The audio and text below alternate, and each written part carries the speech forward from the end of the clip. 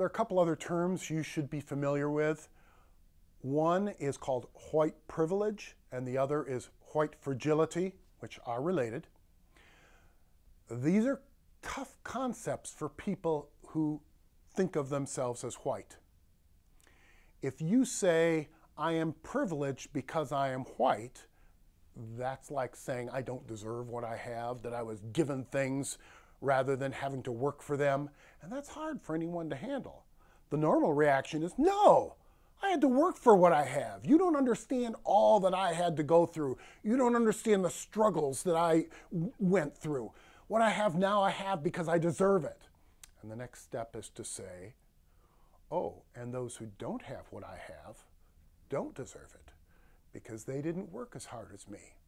That's the white fragility concept. It's the defensiveness over the reality of white privilege.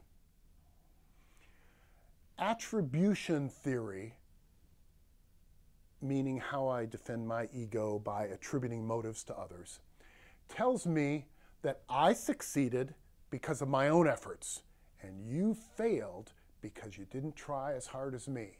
But if I failed, if I didn't get a job, for instance, then it's because somebody else got favored treatment, not because of my abilities. If a black or a woman got a job rather than me, it's because of affirmative action quotas. That's the rationalization that comes naturally to many people. How can I see my privilege?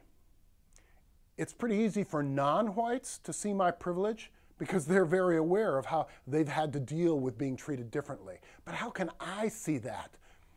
How can I see that when I go to the bank or to the store, nobody thinks twice about me as long as I'm in a white majority community? People treat me as an individual and not as a white person. I can never see my privilege outside of the discrimination that others have to deal with.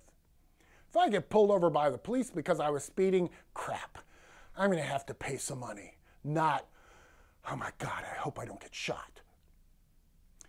How can I know how that feels? My privilege also extends to, my male gender. For instance, without thinking, I will go for a walk to my car in a big parking lot, even in the evening. I don't even think about it. What's the big deal?